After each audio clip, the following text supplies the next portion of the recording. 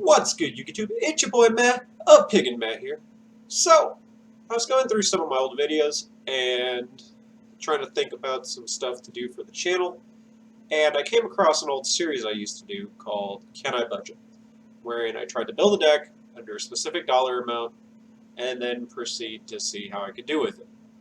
Well, since the thing that I've noticed and been watching a lot recently is kind of deck builder challenges where people will kind of buy product over a period of time and try to build from there, I figured I'd do something like that myself. But kind of using a basis from when Pack was doing it with the Cyber Dragon structure deck deal. Instead of buying sealed product and then hoping I pull best, instead I'm going to look at it more as like a way to invest your money properly when you're trying to get into this game. So, starting with a budget of $150, using a combination of buying singles, some level of sealed product, and maybe a weird thing or two just to keep something interesting, I'm going to build a deck. Every week, an additional $20 will be added. Not all the money doesn't need to be spent, but you do need to make note that out of that $20, $5 of it will be going towards locals entry. So really I'll have about $15 to work with, either buying sealed product, singles, or just whatever. And throughout the course of this, I'm going to try to explain to you, as potentially a new buyer or somebody that's been playing but wants to know a better use of the stuff you're getting in regards to budgeting for Yu-Gi-Oh! So, this is the relaunch of Can I Budget?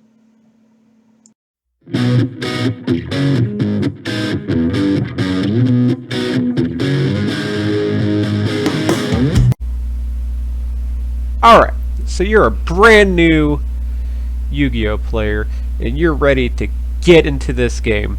You've been watching budget building challenges and you got all the ideas and you've been doing some research and trying to figure out what is the best use of my dollar.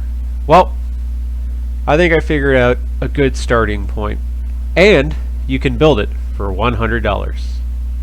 How?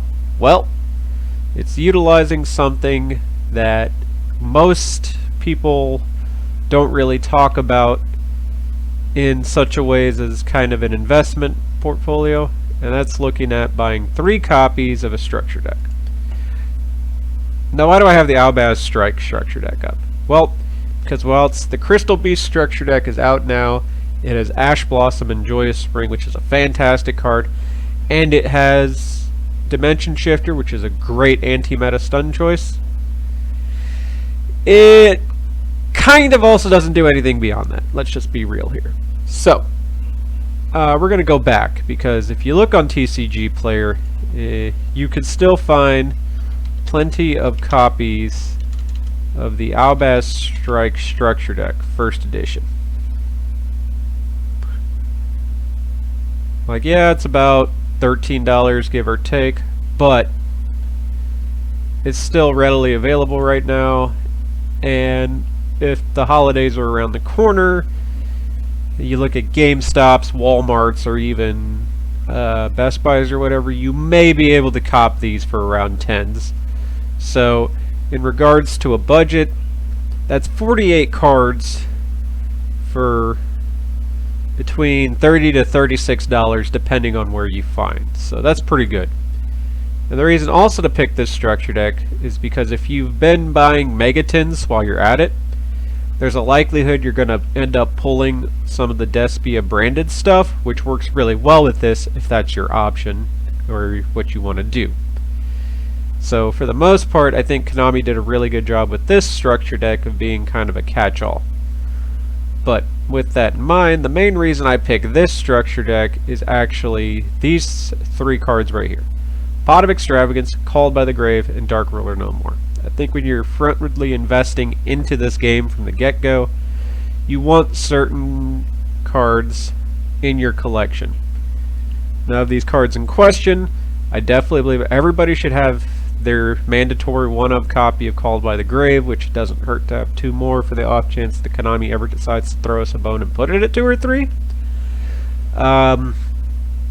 while Prosperity's reprint is nice, it's still above $40 a copy.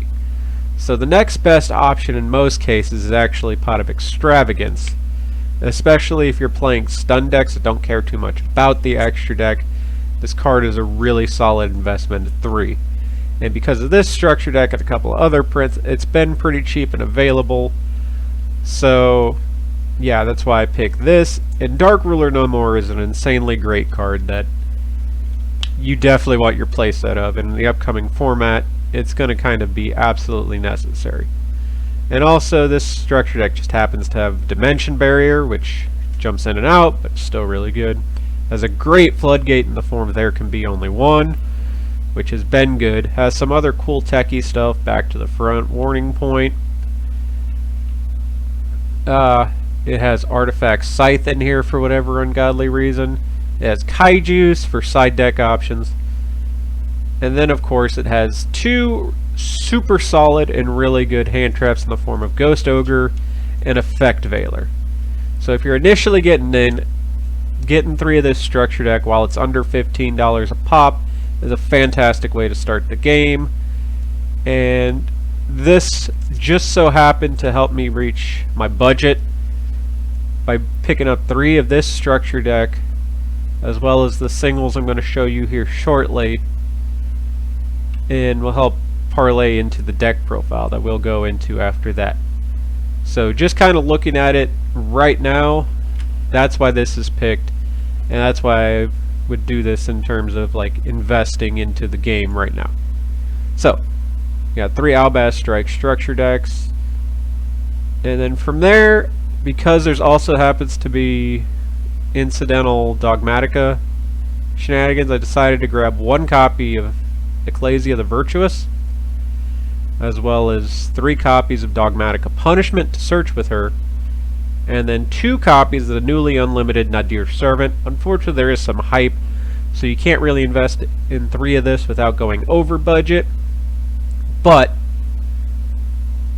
2 is more than enough with the deck that you're going to see, which you may have already figured out at this point, but if you haven't, also would like to note, if you're getting into this game, to obviously invest in a copy of Nightmare Phoenix and Nightmare Unicorn.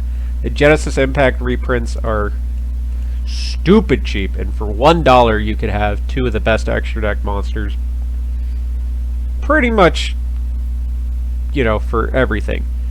And then of course, while we're at it, while I was building in the side deck, I decided to just invest in 3 copies of Twin Twisters, because it will happen to work really well with the deck in question that we're going to go over, and just generically has been a really good card, especially since my time in returning back into Yu-Gi-Oh! Myself back around 2017. This card is fantastic. But if you haven't been already able to see, for the low price of $100.33, if you had a $150 budget, you'd have $50 whole to either improve on or to use to be able to pay for locals, get a playmat, get some sleeves, and a deck box, which you should easily be able to get all of those in really good quality for about that price. You have a really good deck in the form of Eldlik, or Albaz Eldlik, or branded Eldlik, however you want to call it. But yeah, if you're going to do that, I also advise just grabbing 1 random copy of Super Dreadnought Rail Cannon Gustav Max just for the free OTK. But yeah, so grab 3 copies of Acuerdo of the Golden Land for about 97 cents a pop, 3 copies of Conquistador for about $2.50 a pop, 3 Eldlixirs for $1, 3 Sanguines for about $1.50, 3 copies of Curse Eldland for $2.50. A little bit pricey, but absolutely necessary. 2 copies of the Eldlik the Golden Lord for about $3.97, or about $4 a pop. And then just 1 random nothing copy of Eldlixir and the White Destiny. I can say if you do have a slightly bigger budget, you could probably get another copy of Golden Lord, another copy of Nadir Servant, or maybe like an Elder Entity Entis or some other extra deck utilities if you wanted to. But you a broke boy, and you got that $100, so you might as well save that extra 50 for future investments or some other sealed product if you wanted to go that route. So yeah, with your $100, in singles and 3 copies of the Albaz Strike structure deck, what can you build? Well, so here you go. Can I budget? My $100 branded Albaz Eldlik deck. It's pretty simple, straightforward. 3 structure decks plus the singles I showed you. You can end up with this pile right here. I'm going to start this out. Your 2 copies of Eldlik. 1 copy of Fleur-de-Lis. That's actually, because this came in the structure deck, that's why I figured to get the 2 copies of Nadir Servant and the 1 Ecclesia, since the Titaniclad can search this after being dumped off of this. That's just synergy that's a little too good. So I figured why not. And then just 2 Albaz. You could play 3 if you wanted. You'll have it in the structure deck. But I just decided to kind of go with 2 just for the sake of testing. Now, of course, as shown earlier, the 2 copies of Nadir Servant. Triple copy of Branded Fusion. Luckily, Eldlik can ditch dead copies of this to pop cards in the opponent's field, or you could set it to send with Eldlik to get a 3500 beater. Next, of course, the aforementioned 3 copies of Extravagance. It's literally the only draw option you have available for this budget, so of course you play it. Max out on 3 copies of the Eldliks or the Black Awakening. You could cut a copy of this for other cards in the structure deck that mentioned earlier, whether it be like warning points if you wanted to tech that, or back to the front if you wanted to play that, but I just opted for 3 copies of this for now because it's the easy side out when going into games 2 and 3. Singular Called by the Grave, pretty much semi-staple as far as I'm concerned. And the 1 of White Destiny, I really like this card because they could just get an extra copy of Golden Lord, another another target for your trap cards, just really, really good.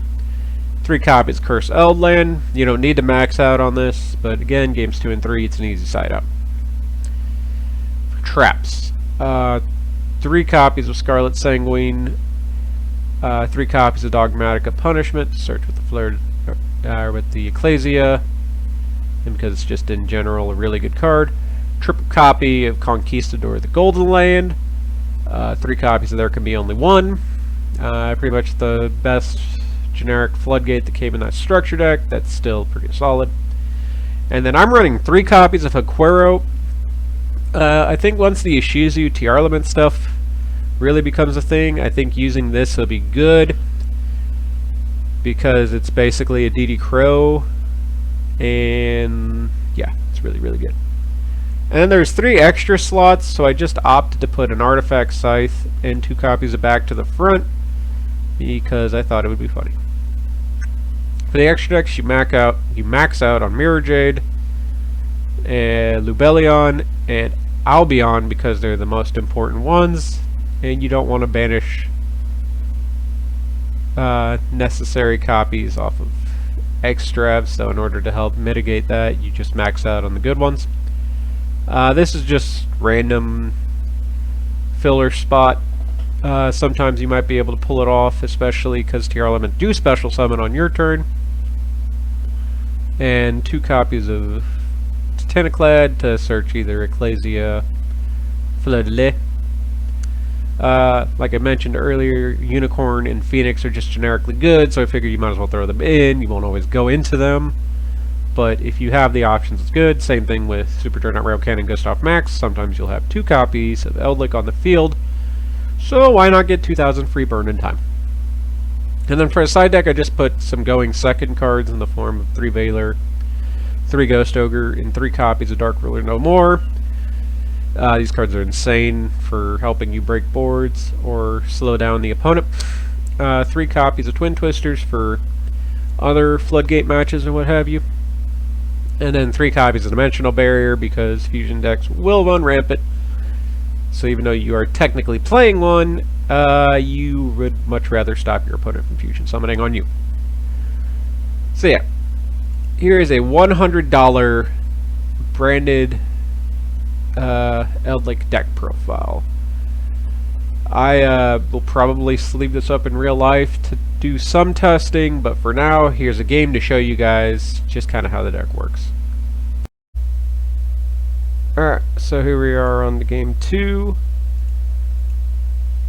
I think they opted to let me go. Oh no, they opted to go first again, so I just immediately bailed the hell out of the cat, and they can't do anything. So then I draw an Eldland, and it's a pretty good hand. I get my Fleur-de-Lis. I'm going to get a Fleur-de-Lis during the end phase. Ecclesia is going to get Punishment. Now I'm going to get big old Golden Boy. Use him to get rid of the kitty. Get him back. Get my traps for next turn. Get a lot of damage in. Set some stuff. Titanic Clad to get my Fleur-de-Lis. Alright, so they, of course, being the pro expert gamer they are, they top deck the Heavy Storm. So then I'm like, well, I'm going to banish your kitty so you can't use it again, and then I'm going to summon another Golden Lord just to have a body. And then they Alpha Master a Beast right here, and then pretty much can't do anything. So then on their kitty, I decide to get a random card just so I can get this Eldlik on board. So then I Eldlik. They use the kitty. I just randomly chain that trap so I can quit with the notification. Black Awakening. They go with their Kiss from a Rose Boy. They try to use him. I go no. Fleur-de-Lis.